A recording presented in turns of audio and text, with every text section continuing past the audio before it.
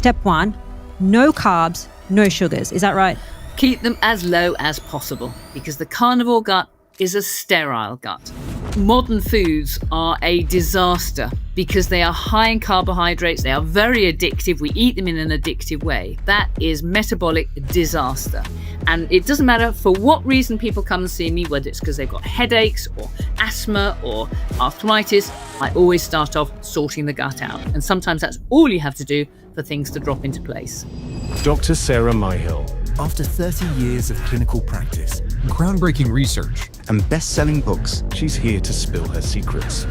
I've got 3 favourite tools that I use. The first is vitamin C, highly protective against heart disease, highly protective against degeneration and so on. The second thing I love everybody to take is iodine. The average IQ of humans is currently falling, and much of that can be attributed to iodine deficiency. And another multitasking tool which I'm exploring at the moment is, and we are all deficient in it.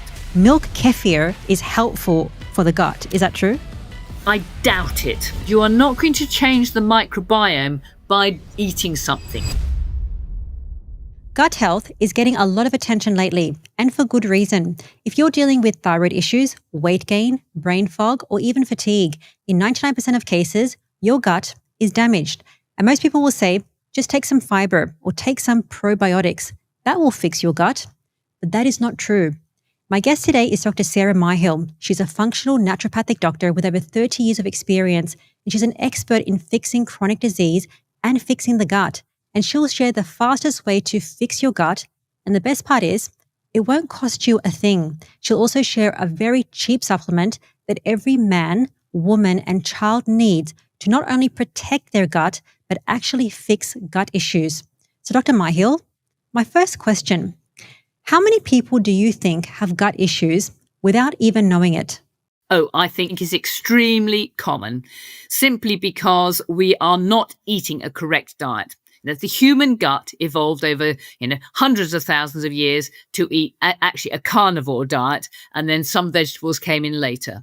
It is, the human gut is much closer to a dog's gut or a cat's gut or a carnivore gut than any other gut.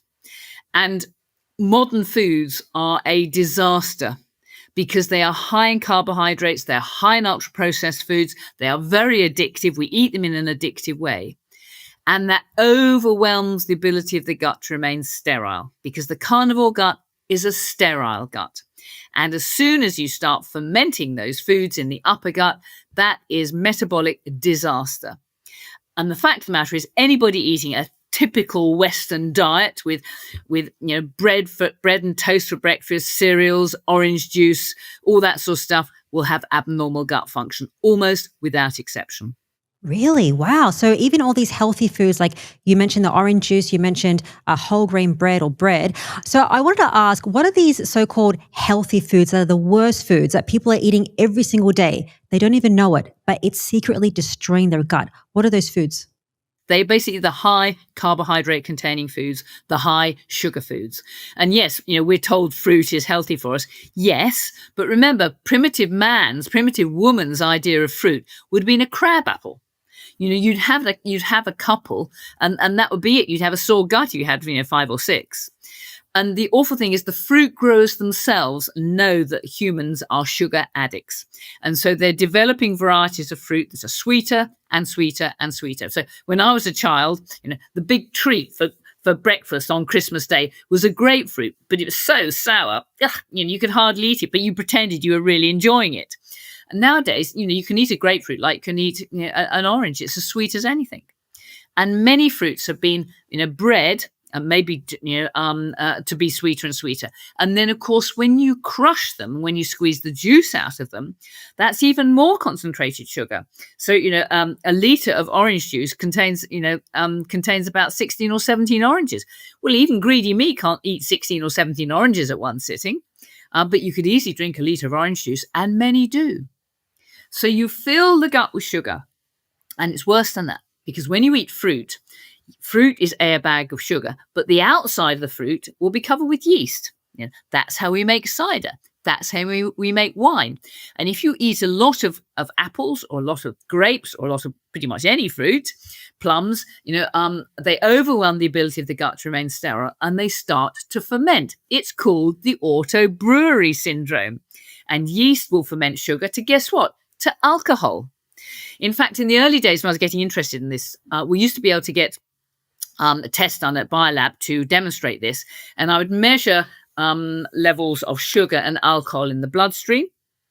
You would then have a sugar load, 50 grams, which is typical of a diabetic glucose tolerance test, for example. And then half an hour later, measure the sugar and the alcohol again. The highest result I saw was 19 milligrams per litre. Now, the drunk driving, I believe, in this is about 30 milligrams at the moment, I think. You're not far off the drunk driving level. It's a serious amount of alcohol.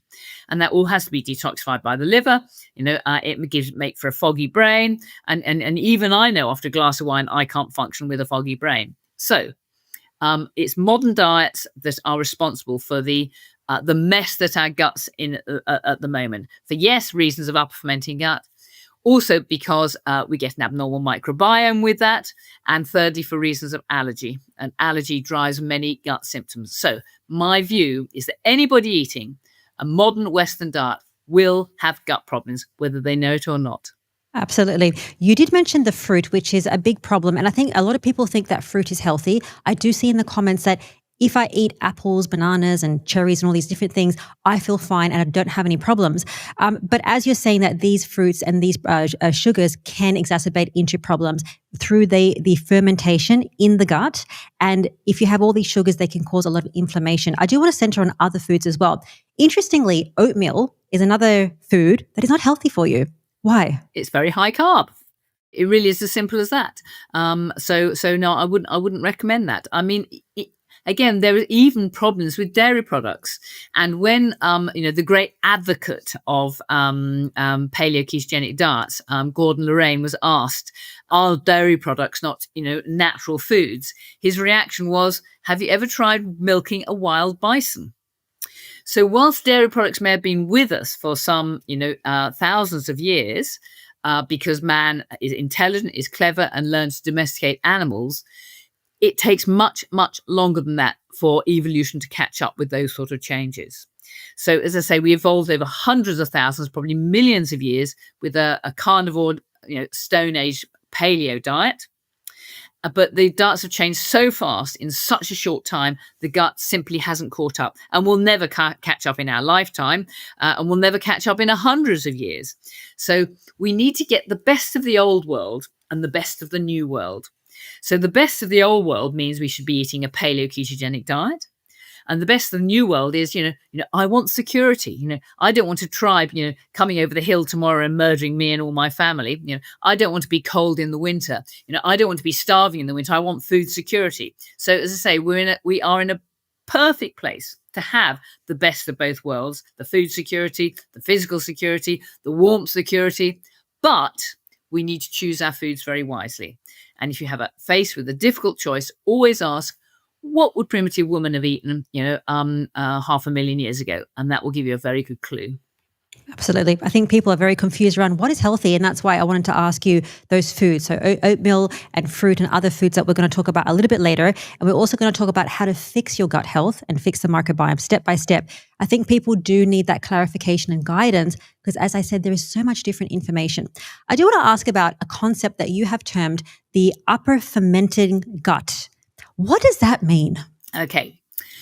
The gut is a tube. It's about 30 foot long. It starts at the mouth and it finishes at the anus. Now, the first 25 foot of that gut should be near sterile. It should be near sterile. I mean, no surface in the world is perfectly sterile. It should be near sterile for the business of digesting meat and fat and, yes, absorbing some carbohydrates. The last 5 foot of gut, that's where the microbiome lives. And that's a different kettle of fish. That's a vegetarian gut. That is full of microbes, 1 or maybe 2 kilograms of microbes. And there they ferment fiber that comes from food, and they do much good for the body. I think my personal guess is that the most important function of the microbiome is to program the immune system, to teach the immune system what are the friendly bugs, the good bugs that it can ignore, what are the bad bugs it needs to react against. but it does much other good as well. It ferments fiber to produce short-chain fatty acids or ketones, which are a vital fuel for our body.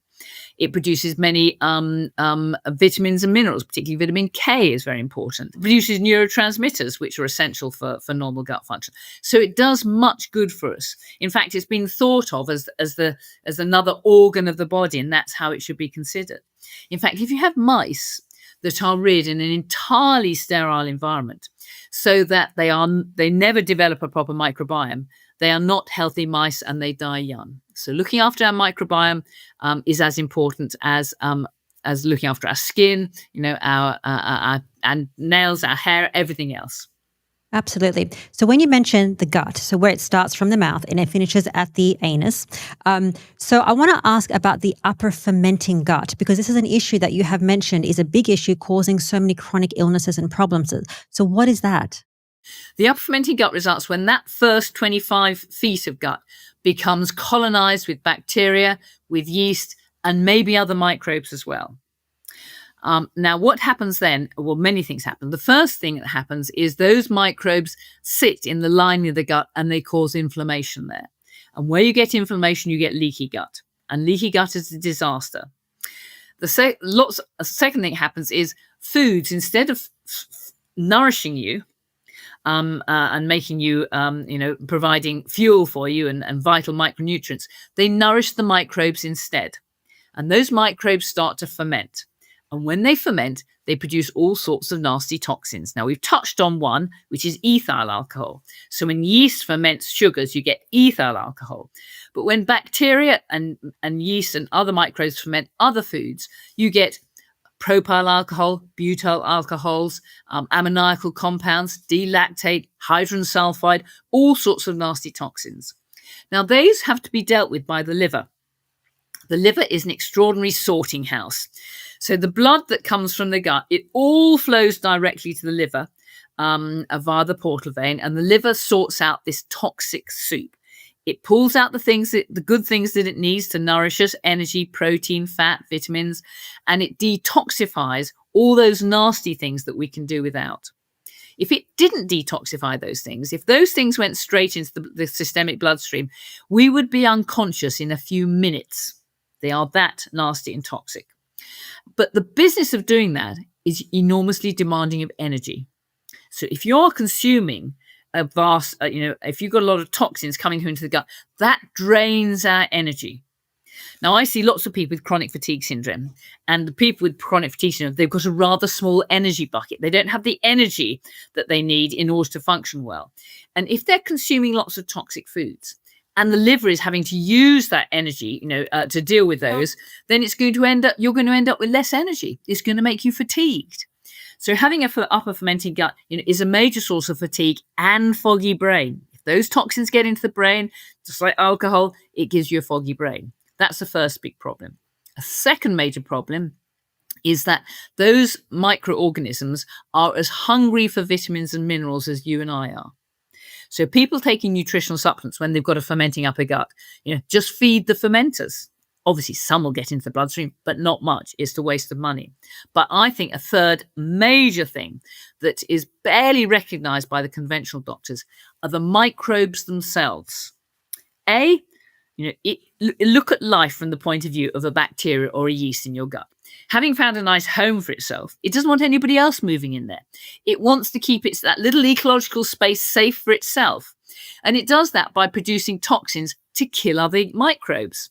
So yeast will produce a whole range of mycotoxins. In fact, many antibiotics that we use are mycotoxins, and they have fungal names like penicillin, cephalosporins, erythromycin, streptomycin. These are all fungal names. The bacteria themselves, they produce bacterial endotoxin, and we know those endotoxins can be very nasty indeed. And then the microbes themselves cause a problem because we know they get from the gut into the bloodstream. It's called microbial translocation.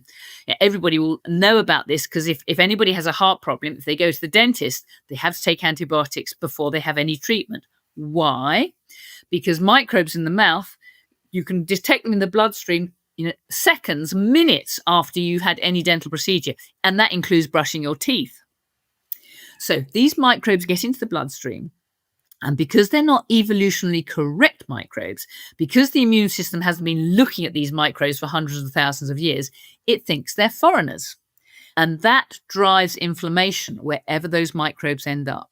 So if they end up in the muscles, muscle pain and fibromyalgia.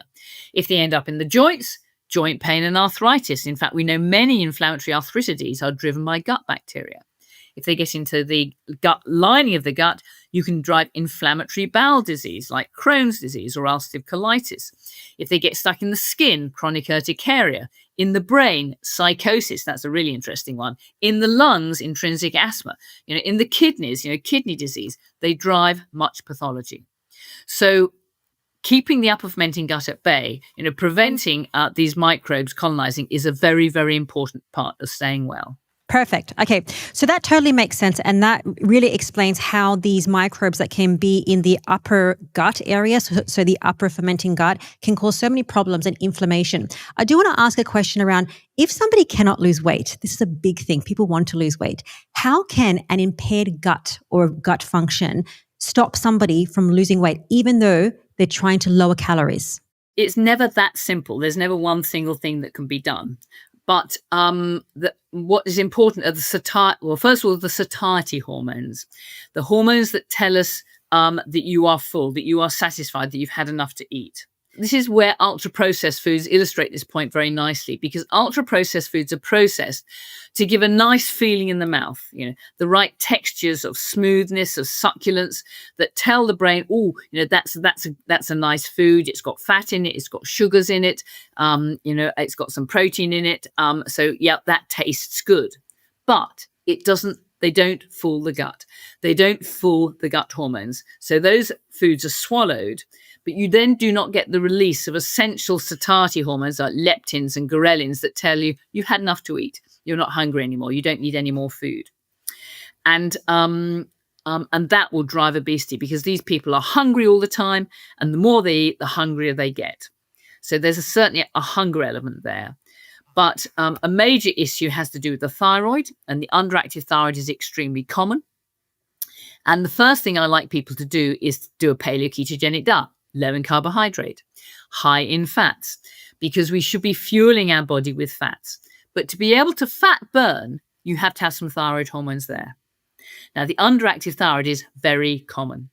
Indeed, my guess, and it's only a guess, is that one of the commonest causes of an underactive thyroid is excessive alcohol consumption. We know alcohol is very toxic to the thyroid gland, and if you drink too much, you will knock out your thyroid gland. But there are many other causes of underactive thyroid. Lack of iodine, and we're all iodine deficient without iodine supplements.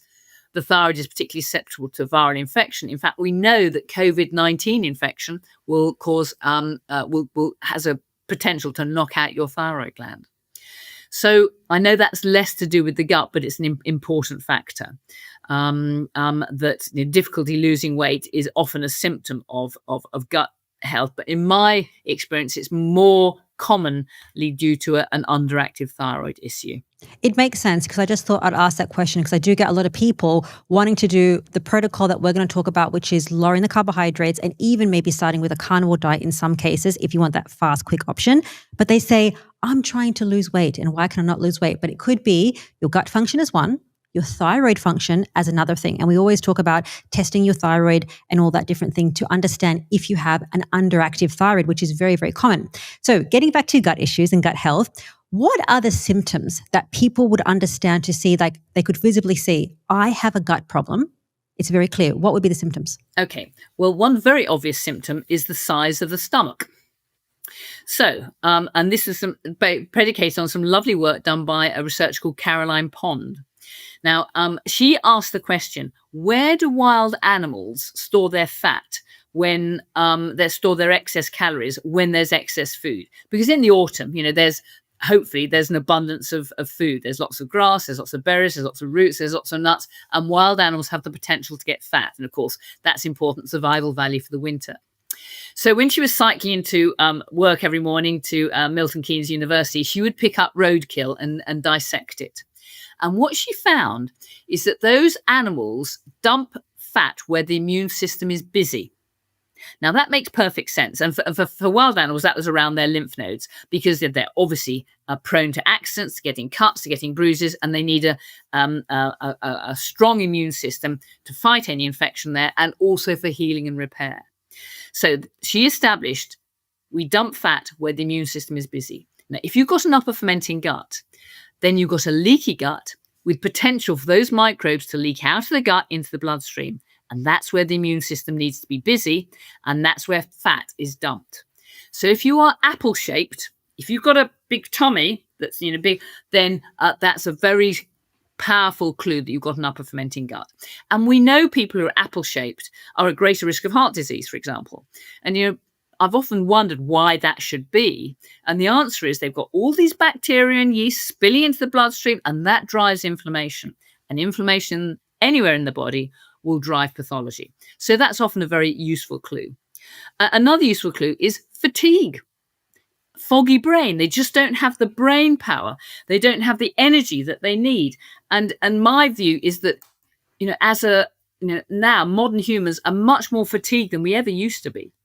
You look at the old television programs like Z Cars and those sort of programs.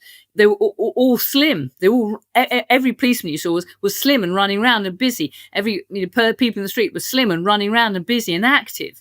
But it's not so. I mean, being overweight and being apple-shaped has now become the new norm. So just being overweight and fatigued with an apple shape is a major clue that there are gut problems. And then we have symptoms that are local to the gut. So probably the obvious one of upper fermenting gut would be heartburn, hiatus hernia, regurgitation, cough at night, acidity, indigestion, bloating, of course, is a cardinal symptom. These are all gut symptoms that we can get, which are typical of the upper fermenting gut. And some people think, I'll wait for those gut symptoms to arrive before I diagnose it. No, look at the bigger picture. Look at your energy levels. Look at how your brain's functioning. That gives you a much more important clue. And then, of course, there are sometimes symptoms of the lower gut problems, such as constipation, slow gut transit time, noisy gut, Borborygmi as they're called, when you hear it churning and rumbling away. Those may point to problems in the lower gut. And of course, pain. And gut pain, muscle spasm is the nastiest pain you can experience. Any woman who's been in labor, anybody who's had gallstones or renal stones can testify to the fact that muscle spasm is extremely painful. So any of those symptoms are going to tell you you've got gut problems. And the fact of the matter is, pretty much all Western pathology starts in the gut.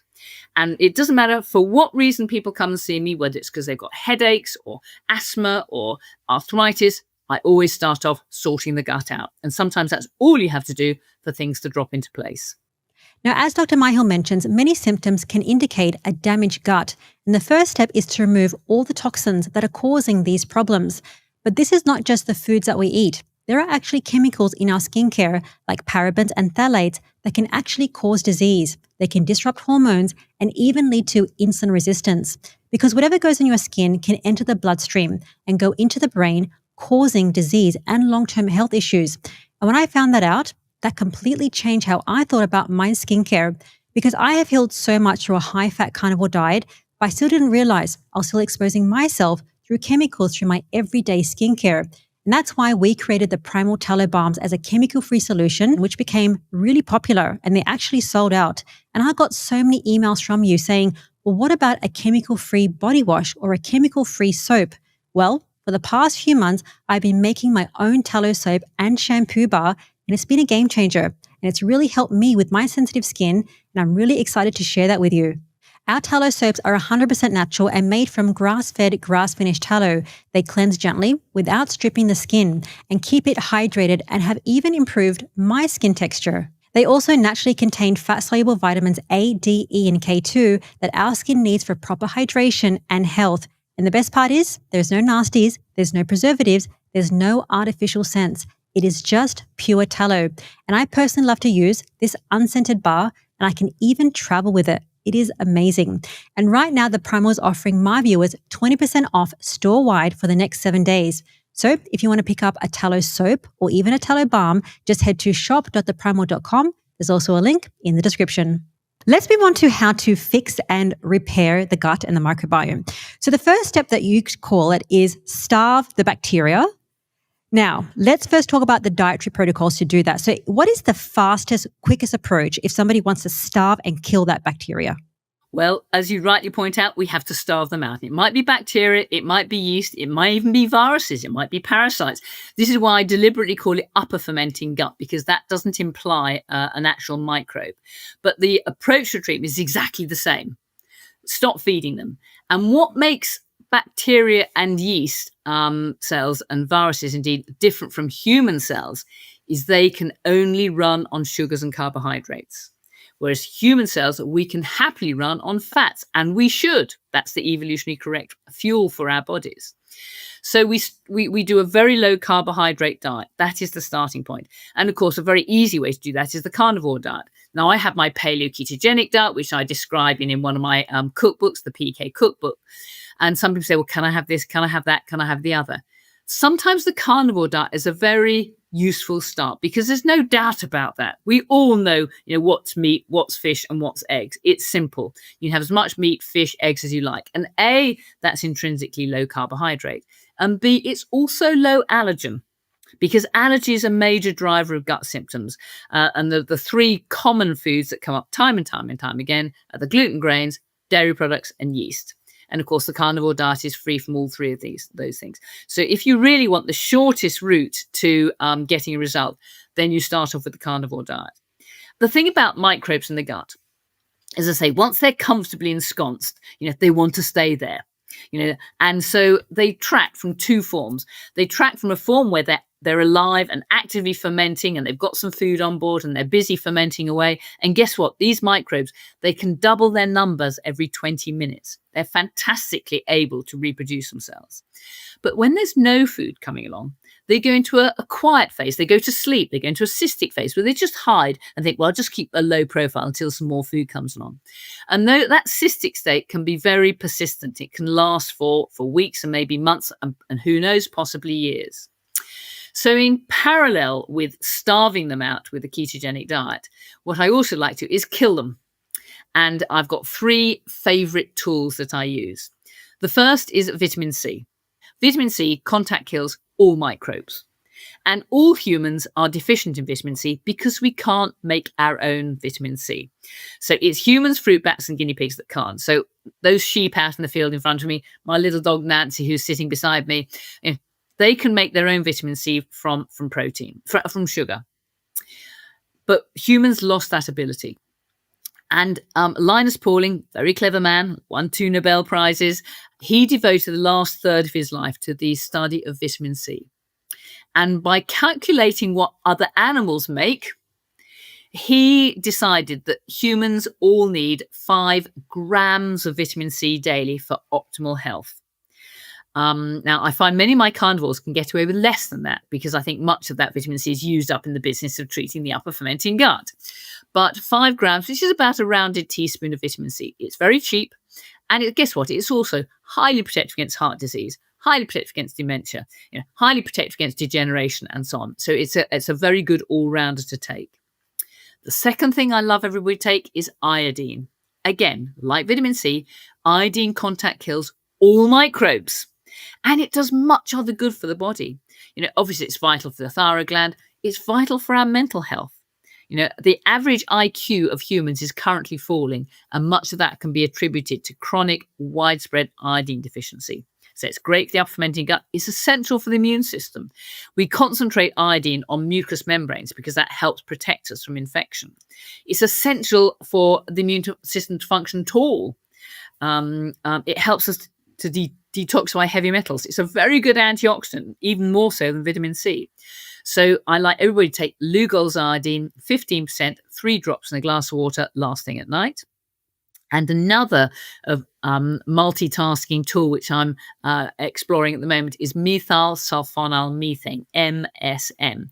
It's the biologically available form of sulfur, and we are all deficient in it. And again, it's very good for the gut, because in the upper gut, which is aerobic, which is oxygenated, it kills microbes. But in the lower bowel, which is anaerobic, no oxygen, it acts as a prebiotic. It feeds the microbiome, it feeds the friendly microbiome there. So those are the three tools that I use in addition to the paleoketogenic gut to cure the upper fermenting gut. And guess what? It works really well. In fact, I've written a book called The Infection Game. And I was in that book, I asked myself the question, I wonder if any of these things have been used to treat Helicobacter pylori. Now, most people have heard of Helicobacter pylori. It's the microbe that drives duodenal ulcers, gastric ulcers, and causes much inflammation. It's one of the upper gut fermenters. And I found a Polish study, and they took 30-odd patients, 36 patients, I think, and all they did was give them 5 grams of vitamin C a day to treat their Helicobacter pylori. And when I looked at the study, I thought, there's no way that's going to work because you're still feeding them with sugar and carbohydrates. You're not doing anything else. And to my astonishment, that alone cured 30% of those cases. So I was impressed by that result. But my view is if you combined that with a keto diet, and you gave them iodine and maybe MSM as well, you would get a much better response rate. And guess what? I've had several patients who have cleared their Helicobacter pylori simply with these simple nutritional interventions, because the alternative is heavy-duty antibiotics and PPIs. And that's going to mess with your friendly microbes in the microbiome. So these interventions say they're intrinsically safe and we should all be doing them. Absolutely. I want to go back to specifics around how to first starve the microbes. So as I mentioned bacteria, but it's actually microbes. So they're a collection of yeast, bacteria, fungi, all these little things. There's good guys, there's bad guys. They all do a job, but we want to have a balance. We want to have the good, but take away all the bad, which is coming from toxins and not just from foods, but our everyday environment. So step 1 is to starve the bacteria. We mentioned the role of a carnivore diet.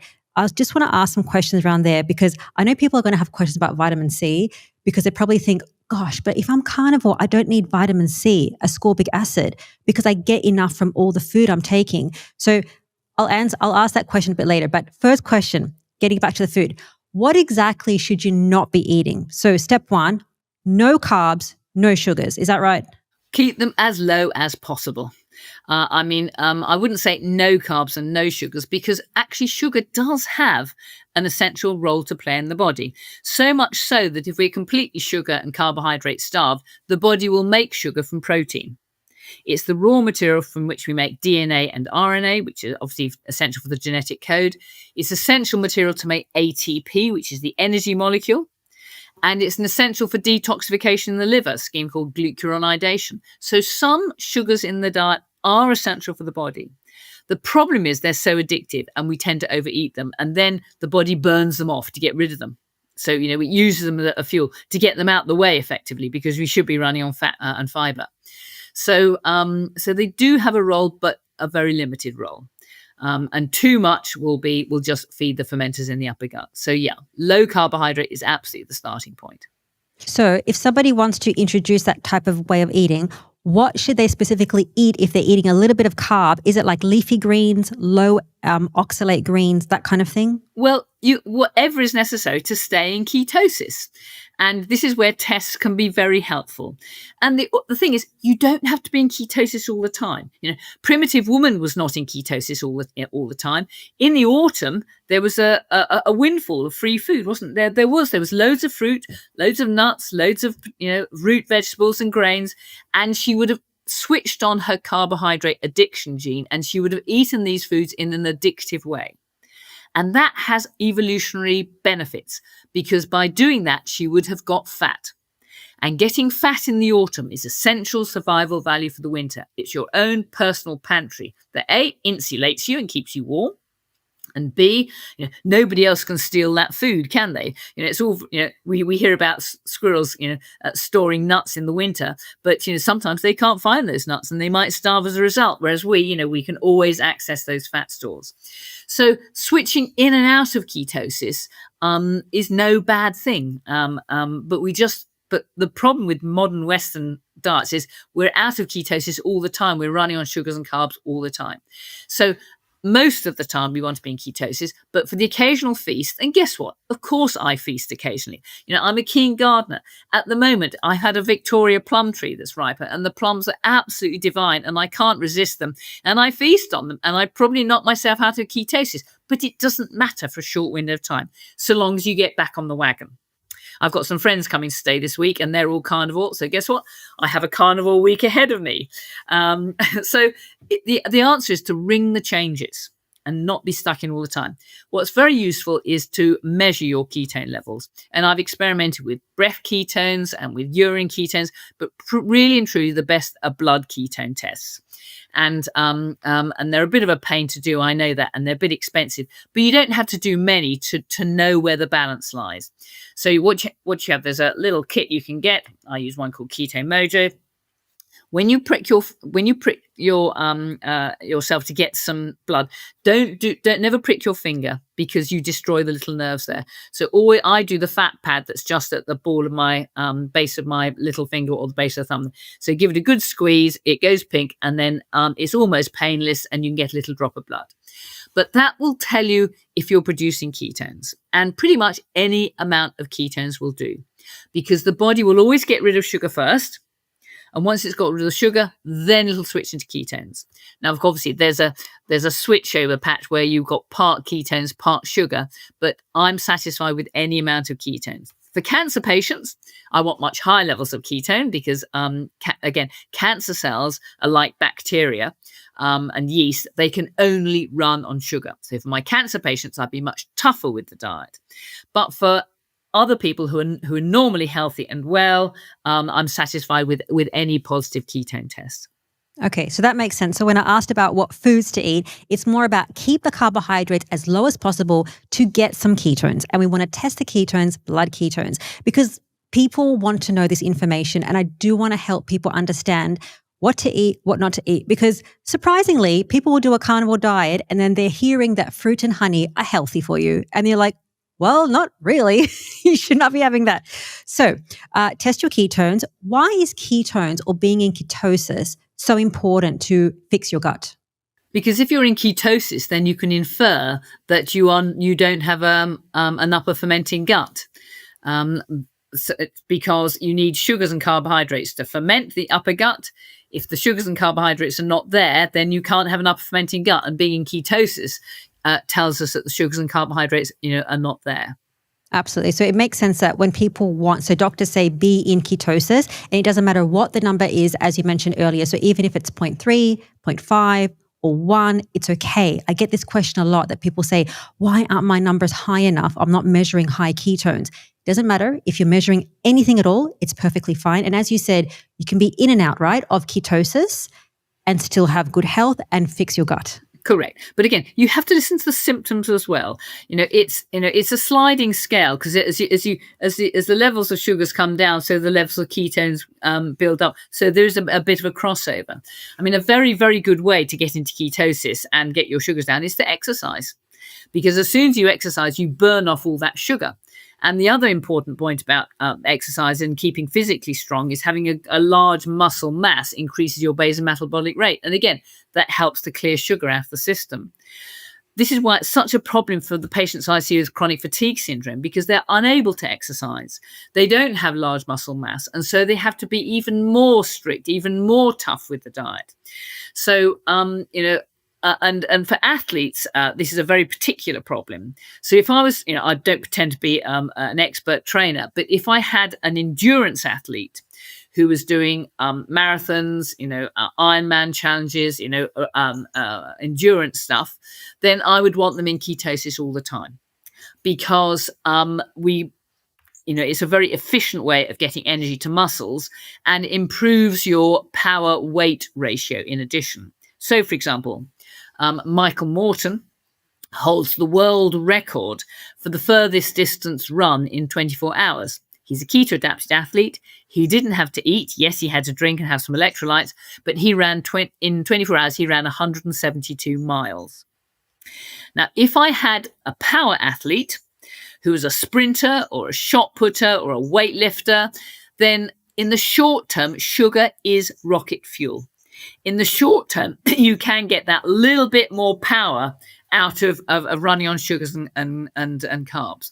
So I would train those athletes on a ketogenic diet, but for a world winning performance, I'd want some sugar and carbohydrates in there to give them that extra little bit of angel dust, as the athletes call it, that little bit of extra to give them the edge on others. it always has to be seen in the clinical context. And the point is once you're an experienced, keto person, when you're in ketosis. You don't have to religiously measure and see. You know instinctively when you are there. And there are lots of useful symptoms that give us a clue, which I detail in the PK Cookbook. For example, you don't get hungry. You don't get tummy rumbles, and well, you may, but you ignore them and they just go away. You don't get power dips. Very often people say, running on sugars and carbohydrates, I have to have a snack in the middle of the morning because my brain runs out of energy, my body runs out of energy, and I have to have a Mars bar or a piece of fruit or something to whip me up again. That disappears when you're on a keto diet. Your energy levels are absolutely constant. Again, what follows blood sugar fluctuations going up and down are as adrenaline levels going up and down and cortisol levels going up and down. So as soon as you have your breakfast of, half a pint of orange juice with some toast and marmalade and cereals and all that, your blood sugar will go flying up. And as the blood sugar goes flying up, of course, sugar is so damaging to the body. It's sticky stuff. It's sticky in the hands. It's sticky in the arteries. The body cannot permit that. So it produces insulin, and insulin brings the blood sugar down very rapidly. It brings it down by shunting it into insulin. So this is another reason why people running on sugars and carbohydrates struggle to lose weight, because insulin levels are constantly spiking or constantly high. And when you're in insulin mode, you're in fat laying down mode. So you can feel starving hungry, but you're still laying down fat. But what follows that spike of insulin as the blood sugars come down is a spike of adrenaline. And so people feel wired but tired. They've got this high level of adrenaline that's making them feel, on edge as if you drank 20 cups of coffee, but they haven't got the energy to live up to those demands. And anxiety, nervousness, tremor, shaking, we call it hypoglycemia, but actually it's not hypoglycemia, it's symptoms of adrenaline. That's what you get when you're running on sugars and carbohydrates. So getting into ketosis, as soon as you've been in ketosis and confirmed that with some blood tests, you know what it feels like. And, guess what? We are a nation of addicts. In fact, we are a species of addiction. We naturally get addicted to things. And what characterizes addiction is short-term gain and long-term pain. And, people fool themselves constantly. And sometimes I do as well. I'm fooling myself with my Victoria plums in my garden at the moment, which are particularly delicious. But guess what? They'll only be here for a few days and then they'll be gone and I'll be back into ketosis again. So we fool ourselves with addiction and we use that, whether it's caffeine, nicotine, alcohol, or illegal addictions like cannabis, heroin. We use it for short-term gain but it's long-term pain. So when you get out of that addictive uppers and downers, you've really arrived. I thought it was fascinating that you are this almighty doctor, but you know that you're fooling yourself with that little fruit that you're having. So you think, that, okay, it's only like a short period of time, but I'm getting back to my proper paleo ketogenic diet. That's very important, especially when people are not moderators. They tend to be abstainers, especially in the carnivore realm. And it's natural to have this addictive personality to carbohydrates and sugars. I myself cannot stop if I start. That's why carnivore works for me. And that is the basis of my addiction test. So if you gave me a packet of cashew nuts, I wouldn't dare have one nut because the whole packet would disappear. It's the same with you gave me a bar of chocolate. I wouldn't dare have one square because the whole bar would disappear. The threshold is about the 90% chocolate. I have 90% or 100%. I just have one square. I don't want any more. The low carb nuts like Brazil nuts or macadamias or walnuts, I'll have a couple and I don't want any more. But you give me peanuts or cashew nuts and I say the whole bag disappears. So that's my personal addiction test. And you ask any alcoholic, what do alcoholics celebrate? They celebrate complete abstinence. They know they can't have one drink because then, they're not happy until they're completely blotto. So that's how I know I'm not an alcoholic. Occasionally at the weekend, I'll have a gin with fizzy water and lemonade. That's my alcoholic drink. And I only need one and I don't want any more. But, if you gave me a high carb, a sweet, liqueur or something, I'll be drinking. Oh, that's nice. Oh, that's nice. Oh, that's nice. That tells me it's not the alcohol I'm addicted to, it's the sugar. So use a personal addiction test and that will give you a good idea of what you can and can't have. Now, as Dr. Myhill mentions, most of us are addicted to sugar and carbohydrates. So the best way to fix your gut is to actually get control of your appetite and simply drop the carbs to under 50 grams a day. but some people need to even drop it to zero carb. And with a zero carb or a carnivore diet, I have seen so many success stories, people reversing chronic health conditions like heart failure, thyroid issues, or even diabetes, all while losing weight, while eating more food, more fat, and more protein. And I experienced the same when I went carnivore 5 years ago. And what I found completely helped me and my community stay on track was medical support through carnivore doctors, because I had the same questions as you. What about my cholesterol? How much protein and fat should I be eating? Well, that's why I created a private online community called Go Carnivore, which is completely off social media. This is a safe place for you to ask all of your questions to our favorite carnivore doctors, including the ones that you see on this health podcast. One of the best features about our community are our monthly challenges. We do challenges like our high fat challenge, even our dairy-free challenge and our protein challenge. And this is where our members get the best results. So if you want to try carnivore with the medical support, just head to gocarnivore.com and try your free 14-day challenge and start your free meal plan. Let's focus on what to eat. So what are the most effective superfoods, cheap superfoods that people need to eat to fix their gut? Obviously, I love carnivore, and people forget about offal, because offal is the most delicious and the most nutritious foods, and it's very inexpensive. So liver, kidneys, heart are great superfoods, and by lightly frying them, whizzing them up with butter and salt and pepper, you can make a delicious pate, for example. I am a great fan of paleo bread, which is made from linseed. And there's no way you can buy this inexpensively, but you can make it yourself very cheaply and very easily. And in my PK cookbook, there's a recipe there for PK bread. And it looks like bread, it tastes like bread, but it's only 2% carbohydrate. I mean, when I started to become an advocate of a paleo-ketogenic diet, I realized that people are always going to miss bread, and I had to make a bread substitute. So I got up every morning early for about 4 months and experimented with a whole range of grains and ingredients and this, that, and the other, and came up with my PK bread. And I can make I actually make a flat bread these days because it cooks more reliably. I can make that in less than 10 minutes. And if you've got bread and you've got butter, you can be allergic to dairy, but it's unusual to be sensitive to butter, or you can use vegan butter, then that's a great start. And then on that, you can have, tin meat. I'm very happy for people to have tin fish, tin meat. So my lunch is often a tin of sardines or tin of mackerel or something like that. I think I've got some tin salmon, wild Alaskan salmon for lunch today. That with the PK bread, it's not expensive. It's very filling and it's very nourishing. But eggs are not too expensive. Say cheap cuts of meat, they're always the best. You don't have to have the top steaks. Fish, I'm very happy to have frozen fish. And you can get packs of, frozen cod, and I have mackerel, and I have smoked mackerel, and I have cod's roe in my freezer all the time, and they defrost very quickly. So, they are, reasonably inexpensive and nourishing.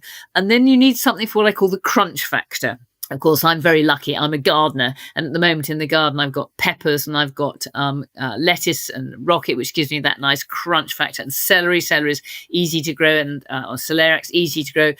Raw carrots, raw cabbage, that gives us the nice, crunch factor, as I call it.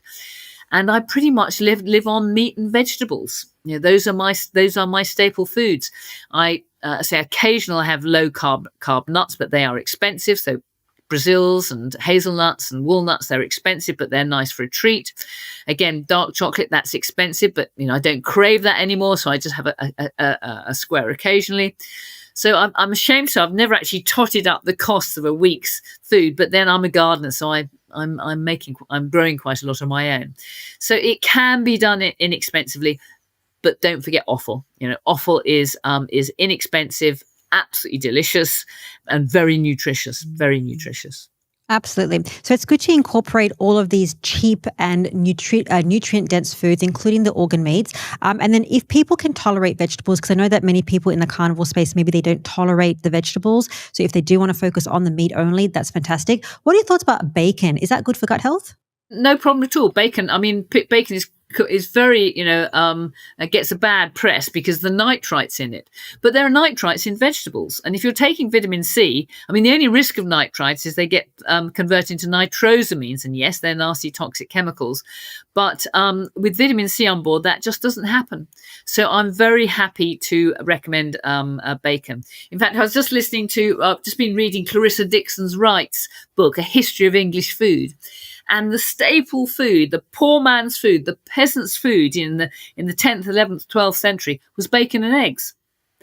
That's what they powered themselves with. Everybody had a pig. Everybody had hens. I'm very lucky. I've got pigs and hens. And that was their food that powered them through the day. And look at Nelson's Navy. What did they eat there? Salt pork. They lived on salt pork and peas, and they achieved great things on the back of that, boiled peas. So, bacon is a very good food. I mean, of course, Nelson's Navy, they didn't have vitamin C. Some of them succumbed to scurvy, so I'm not recommending that for solely. But, there's nothing wrong with bacon at all. Ham, salami, that's all part of my carnivore diet. Brilliant. Okay, let's move on to the 3 things that you mentioned earlier to help also kill the microbes, the bad bacteria, yeast and fungi. So you mentioned the iodine. Carnivores love their iodine. How much do you need? What brand do you take? How often? Okay.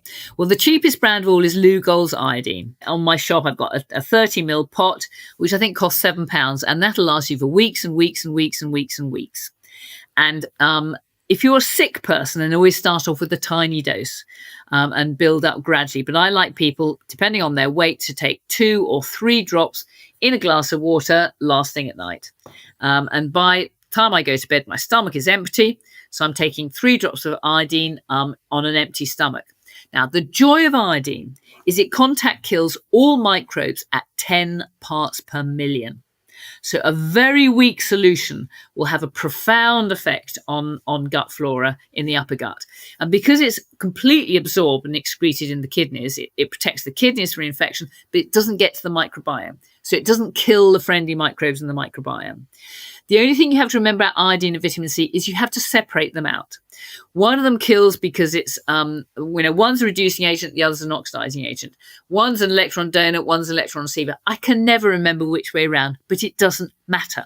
What you have to remember is separate them by at least 2 hours. So the way I remember to take my supplements is in my bathroom. I have a couple of shelves, and as I'm brushing my teeth in the morning, my eye falls on the top shelf. I mustn't forget my multivitamin and my CoQ10 and my vitamin C.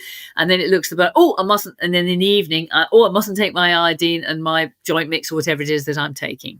So the point about all these regimes is they've got to be easily and simply moved into your life. If they're very expensive or they're difficult to do or they take time, guess what? You'll do them for a couple of weeks and then you forget about them.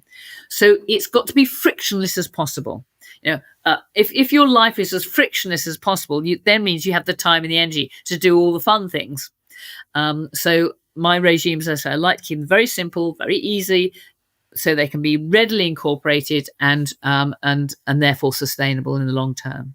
Absolutely. So you mentioned the iodine, we mentioned the vitamin C earlier. So 5 grams a day, everybody should be taking that, along with if they're doing a carnivore diet. Last one you mentioned was MSM, which is organic sulfur. Now, we do have to be careful about that. Don't take that forever. How much, how often, and how do you have that with the vitamin C and the iodine? Okay. Well, again, it's fast evolving into another of my favorite multitasking tools because it does so much good stuff. Now, the fact of the matter is we are all deficient in sulfur. Not my words, but the words of Stephanie Senaff, who is a highly qualified researcher in America. We're all sulfur deficient. And sulfur is so important for connective tissue, for detoxing, for getting rid of heavy metals, for improving fourth phase water. And I could talk all day about fourth phase water, but again, that reduces the friction in the system. And the joy there are many biological sulfurs we can use, like N-acetylcysteine, like glutathione, but they're expensive. The joy of MSM is it's very cheap and you can safely take it in gram amounts. So I can buy a kilogram of organic MSM for about 30 quid. That's a fraction of the price of glutathione and acetylcysteine and so on. And it does so much good. And because we're all deficient, the carnivores probably won't be deficient because there's lots of sulfur in meat and connective tissue. But we should probably all be taking maybe half a teaspoon daily in the long term. But for the purposes of improving health or for detoxification, protection against cancer, for example, then I advocate 10 grams a day for a window of time of 3 months. Now, these are not my words. These are the words of a doctor in America called Dr. G.I. Janelle. I'll send you my MSM handout that details the benefits. But the point is, it doesn't taste too awful.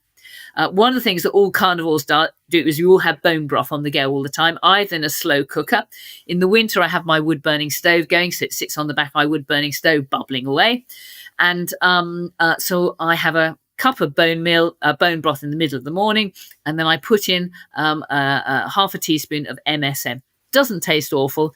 With a pinch of my sunshine salt, it's absolutely delicious. It's a real high point in the morning that I look forward to. Oh, brilliant. And also your sunshine salt is very interesting. It's molten salt with 14 different minerals that's added in there. I'm going to leave that in the show notes.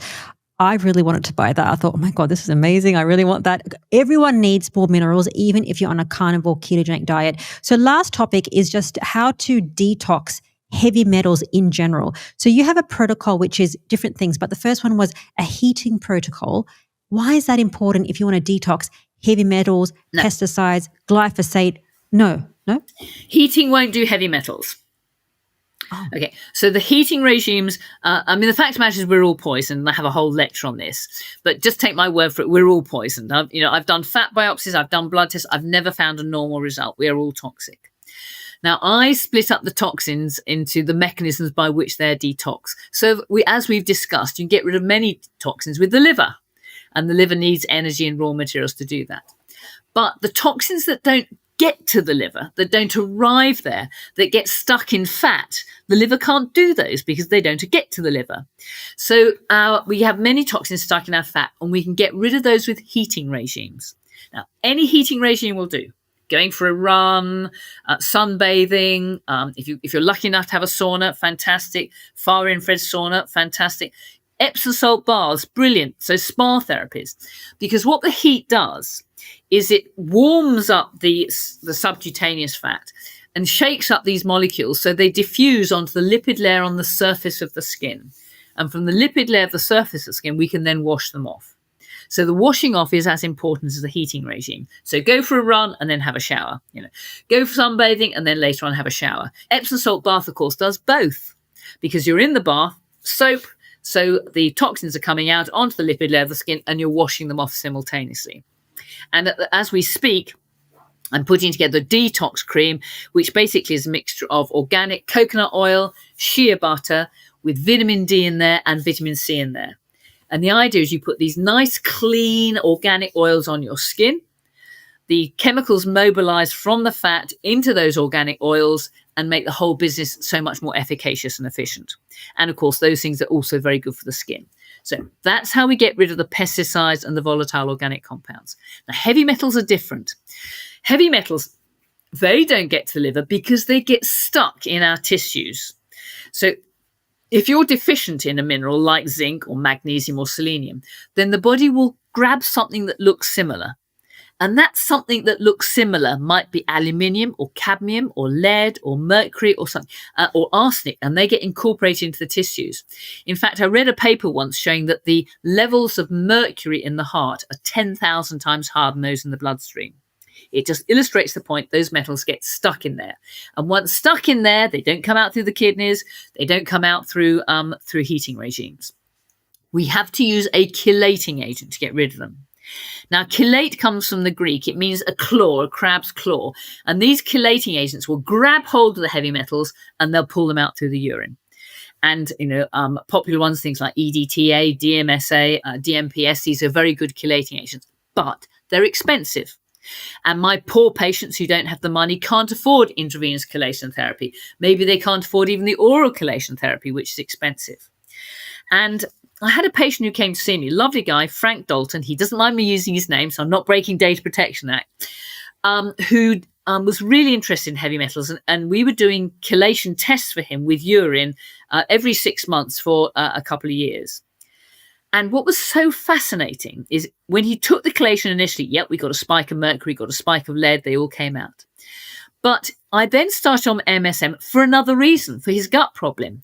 And when he repeated that chelation test, we suddenly saw big spikes of bismuth, of tungsten, of platinum, of tin, things that hadn't come out before. And most importantly, of aluminium, because we're all poisoned with aluminium. And I was so excited by that because it suggested to me that there are a whole range of toxic metals we've got on board that MSM is good at pulling out. So as we speak, I'm setting up a little study. And that's with the help of my lovely patients. And the deal is that they're all going to do a heavy metal test using MSM. The bad news is they have to pay for the test, which costs £135. They have to pay for the MSM, which costs £30, but they get a free interpretation from me. So that's my bit of the study. And then we're collecting the results. It's going to be called a citizen's paper. So anybody who takes part of it is going to be a named author on the paper. And the joy about doing this is we don't have to get ethical committee approval because anybody can experiment on themselves. And everybody will be shared in the results as we go along so people can see the results as they come in, that nobody is suffering, that it's safe, that it's pulling out these heavy metals, and then we'll publish that in the Journal of Molecular Medicine. So, but I've got pretty good circumstantial evidence already that MSM is good at pulling out heavy metals. And if we can confirm that with this citizen's paper, then that will become the method of choice for removing heavy metals. Wow, that's amazing. So with all the protocols that you're mentioning, people can not only fix their gut, but take away all of the toxins, pesticides, heavy metals with those 3 additional supplements, cheap and cheerful as always. Last question for you, a quick fire one. 3 questions, yes or no answers. Do you think that fiber fixes the gut? No. What about apple cider vinegar, good or bad? It's very good to help the acidity of the upper fermenting gut to help to digest and to keep it sterile. But the people who are allergic to yeast could be made worse by it. Interesting. And I've heard milk kefir is helpful for the gut. Is that true? I doubt it. And I say that because milk is a major allergen. Kefir contains yeast, which is a major allergen. And you are not going to change the microbiome by eating something. Or you're not going to change it very much because those microbes should be killed by an acid stomach. What's so fascinating is I found a paper looking at the microbiome of a carnivore. And what's so interesting is it's just as healthy and just as diverse as that of an omnivore. So carnivore diets are not bad for the microbiome. One last note, the single most dangerous thing for the microbiome is glyphosate. Glyphosate is a pesticide widely used in the whole of chemical farming.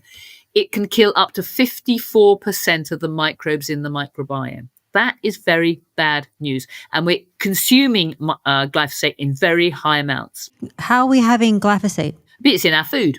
If you have a food that is chemically farmed, it's from glyphosate. Glyphosate is used as a desiccant. What that means is just before his crop is harvested. So if you've got a field of wheat, what you want to harvest it dry because that saves drying costs in the grain store. And so just before harvesting, the whole field is sprayed with glyphosate. It kills the wheat. Because it's dead, it stands in the field and it dries out very quickly. But then when you harvest it, it's full of glyphosate. And that's not the only stage of harvesting that glyphosate is used. It's used as a weed suppressant, as a herbicide. It's used throughout the farming industry. It's the single greatest used pesticide in the world today. And it's extremely nasty, toxic stuff. So this is why I don't like my poor patients spending a lot of money on expensive supplements and detox regimes. I want them to spend their money on the best food they can possibly get. Now, meat is going to have a far lower pesticide burden than vegetables and fruit. So go as carnivore as you possibly can. Do the detox regime because that will help to reduce the load. And when you do buy vegetables or fruit, try to go for organic. Now, my daughter lives down in Brighton. She has an organic food box that comes and she splits, I think it's cost her £20 a week. And she says there's all the vegetables and fruit that she can eat in a week. And for £20 a week delivered to her door, and she gets whatever's in season.